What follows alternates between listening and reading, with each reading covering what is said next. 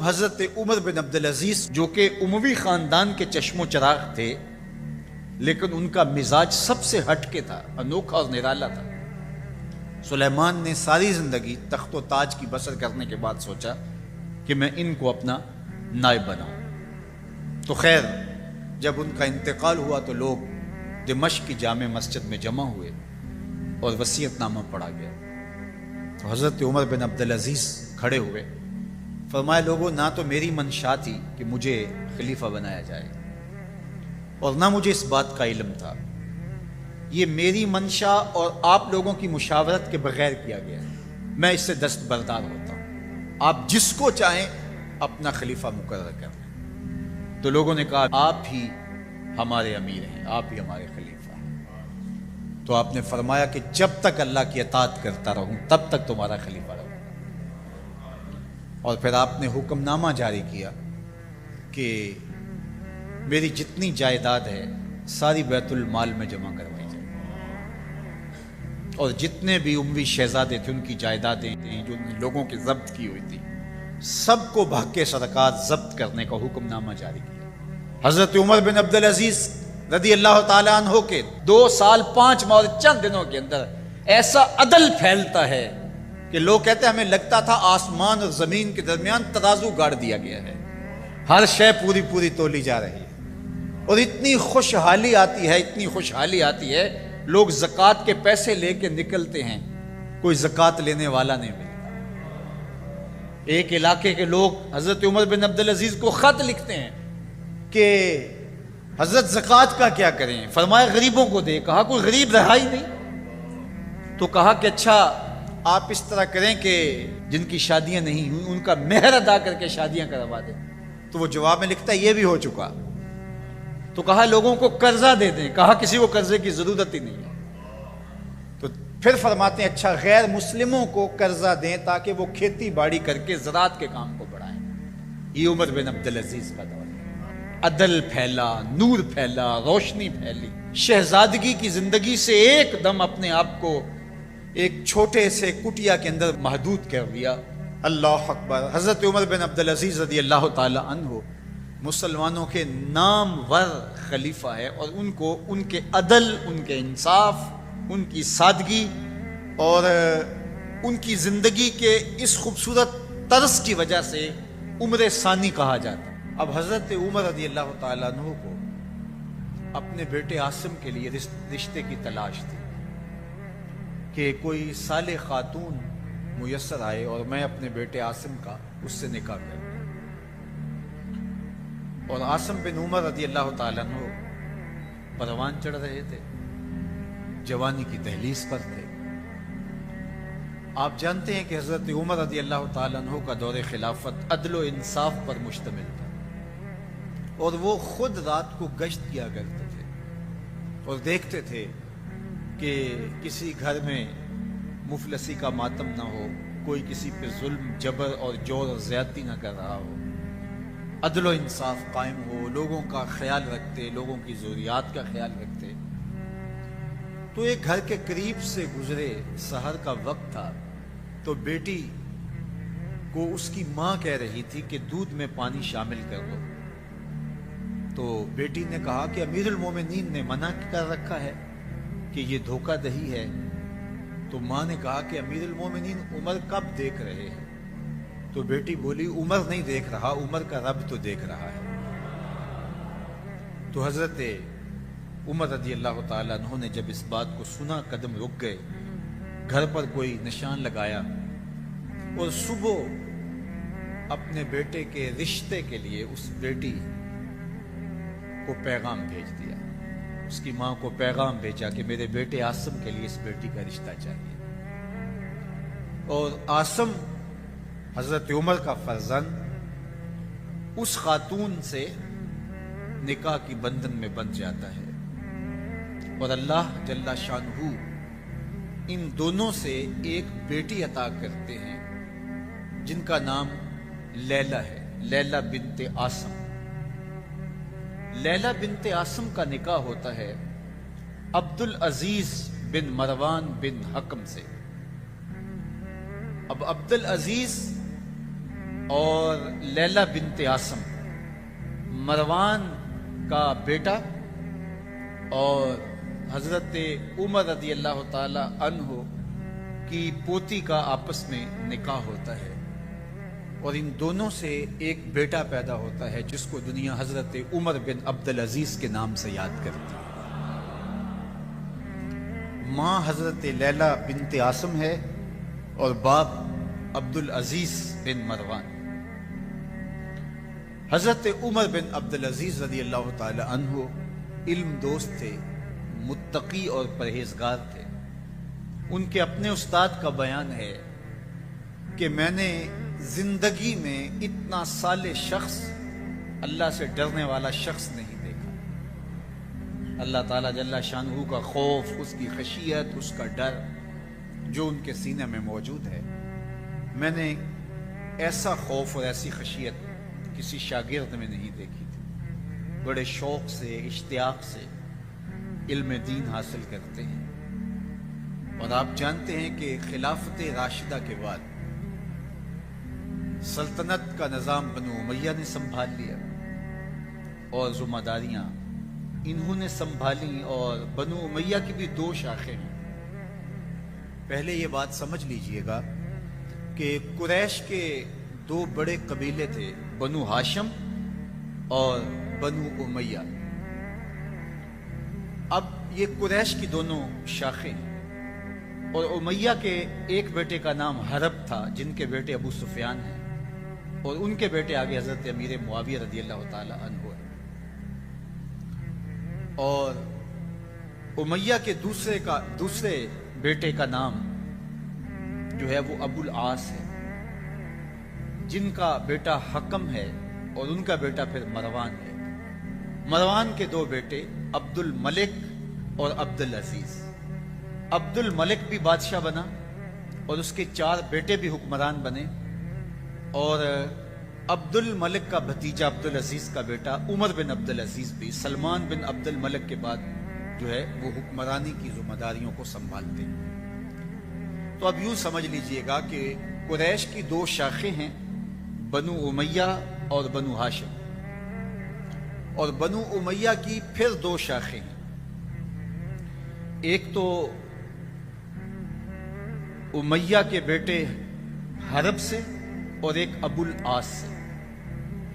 تو حرب کے بیٹے ابو سفیان ہیں، ابو سفیان سے حضرت امیر معاویہ ہیں، اور پھر ان کا بیٹا یزید تخت نشین ہوا، اور یزید کے بعد پھر ان کا بیٹا معاویہ، اور پھر اس کا بیٹا یزید تخت نشین ہوا۔ تو بنو معاویہ کی سلطنت یہاں اختتام کو پہنچتی ہے۔ اب اس دوسری شاخ سے مروان حکمران بنتا ہے، اور مروان کا بیٹا پھر عبد الملک حکمران بنتا ہے۔ یہ بنو امیہ کی ہی دوسری شاخ ہے جو پھر اس جگہ کو سنبھالتی ہے۔ عبد الملک کے بعد اس کا بیٹا ولید بن عبد الملک تخت پہ براجمان ہوتا ہے۔ اس کے انتقال کے بعد پھر سلیمان بن عبد الملک تخت نشین ہوتا ہے۔ سلیمان بن عبد الملک جب اختتام کی زندگی کے مراحل طے کر رہا تھا اور اس نے جان لیا کہ اب میں اس دنیا سے کوچ کرنے والا ہوں، تو اس نے ایک وصیت نامہ لکھا۔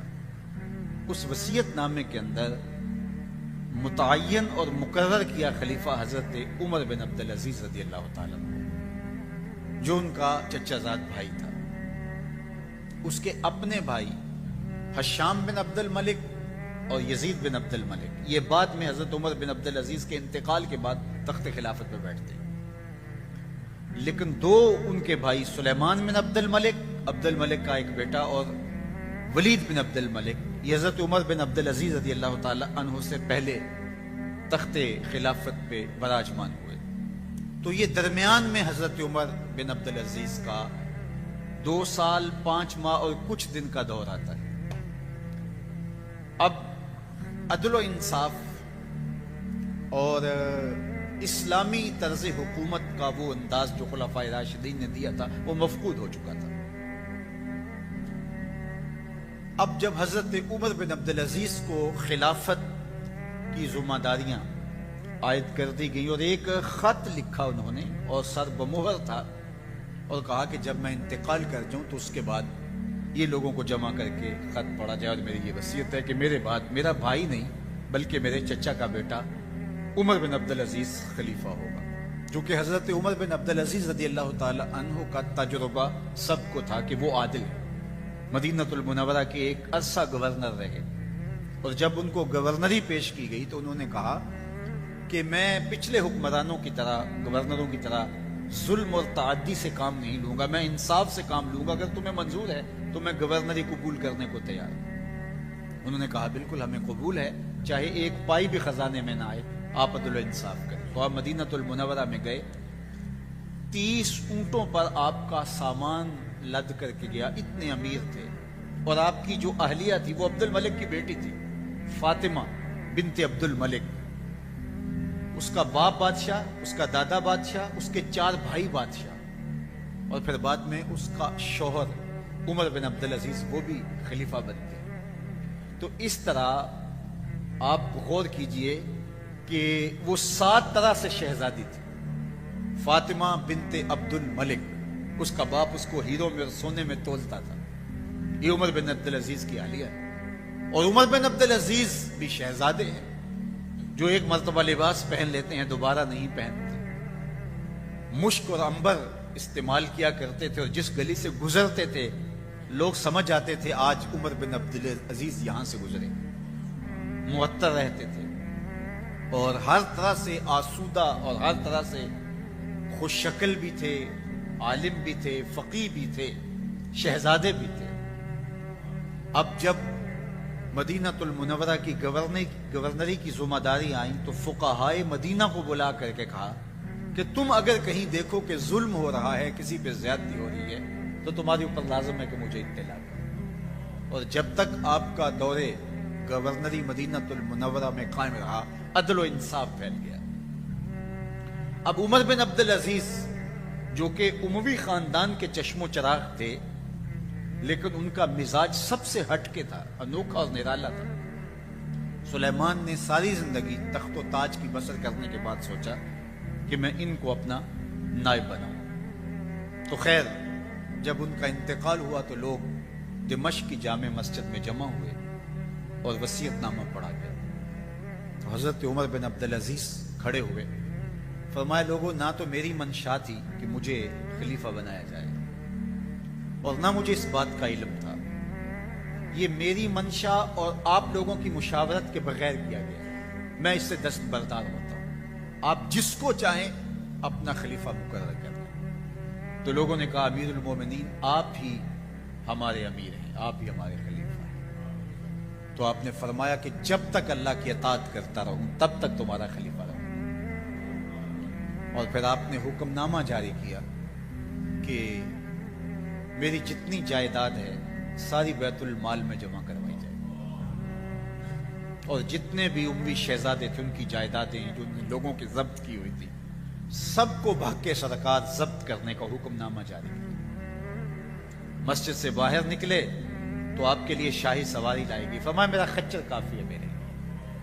گھر پہنچے تو اپنی بیوی فاطمہ بنت عبد الملک سے کہا، جو بادشاہ کی بیٹی ہے، بادشاہ کی پوتی ہے اور 4 بادشاہوں کی بہن ہے، ناز و نعم میں پلی ہوئی ہے، کہا کہ میرے ساتھ تم رہنا چاہو تو تمہیں اپنے سارے زیورات، زر و جواہر، سارا مال بیت المال میں جمع کروانا ہوگا اور فقیرانہ زندگی بسر کرنا ہوگی، اور اگر تم اس پہ تیار نہیں ہو تو میری طرف سے تمہیں اجازت ہوگی، تمہیں طلاق ہوگی. اب اس پاک باز خاتون نے کہا کہ میں اس کے لیے تیار ہوں، میں فقیری کی زندگی کو ترجیح دیتی ہوں. اب حضرت عمر رضی اللہ تعالیٰ عنہ نے صرف 2 سال 5 ماہ اور کچھ دن حکومت کی اور 3 بر اعظموں پر سلطنت اسلامیہ پھیلی ہوئی تھی. اور آپ روتے تھے کہ ان لوگوں کا حق بھی میرے اوپر بلا مطالبہ ہے جو دنیا کے کسی بھی خطے کے اوپر اس سلطنت کی حدود میں بستے ہیں. اور آپ نے اپنے بیٹوں کو، اپنی اولاد کو اسی قسم پرسی کی حالت کے اندر زندگی گزارنے کی ترغیب دی. عید کا موقع آیا तो बेटों के कपड़े फटे पुराने हैं। तो आपने ईदगाह में जब लोग एक दूसरे को मिल रहे थे तो अमीरुल मोमिनीन के बेटों के कपड़े खस्ता थे, पुराने थे, पैबंद लगे हुए थे। तो आपने अपने बेटों से कहा कि तुम्हें शर्म तो आ रही होगी कि अमीरुल मोमिनीन के बेटे हो के तुम्हें ढंग का लिबास भी दस्तयाब नहीं है। तो आपका एक बेटा अब्दुल मलिक बिन उमर बिन अब्दुल अजीज, जो आपकी जिंदगी में इंतकाल कर गया था, उसने कहा हमें इस बात पे फख्र है कि हमारे बाप ने खयानत नहीं की है, हमारा बाप दयानतदार है। और हजरत उमर रज़ी अल्लाह ताला अन्हु, उमर बिन अब्दुल अजीज, जिन्हें उमर सानी भी कहते हैं, छठा खलीफा राशिद भी कहा जाता है, वो जब घर आते हैं तो आपकी बेटियां आपको ईद मुबारक कहती हैं, आपसे मिलती हैं, लेकिन मुंह पे कपड़ा धरा हुआ है। तो हजरत उमर रज़ी अल्लाह ताला अन्हु, उमर बिन अब्दुल अजीज बोलते हैं कि बेटी आपने चेहरे के ऊपर कपड़ा क्यों रखा हुआ है? तो वो कहती है हमने कच्चे प्याज से आज खाना खाया है, तो इसलिए हमने कपड़ा रखा है कि आप उसकी स्मेल महसूस न करें। तो हजरत उमर बिन अब्दुल अजीज रो पड़ते हैं और फरमाते हैं कि किस बाप का जी नहीं चाहता कि मेरी औलाद आसूदा हो, लेकिन मैं आखिरत से डरता। आपने आखिरी लम्हे अपनी औलाद को बुला के कहा कि मेरे सामने दो रास्ते थे, एक ये कि मैं तुम्हारे लिए मालो दौलत फरावानी पैदा करता और तुम एक अच्छी खुशबाश जिंदगी गुजारते और मैं जहन्नम में चला जाता, और दूसरा रास्ता ये था कि मैं जन्नत का रास्ता इख्तियार करता और तुम तंग दस्ती की जिंदगी बसर करते।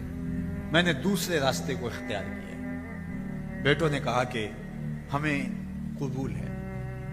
आपने जब छोड़ा इस दुनिया को तो अपने बेटों के लिए एक दिरहम भी नहीं छोड़ा, बिल्कुल खाली हाथ इस दुनिया से गए। एक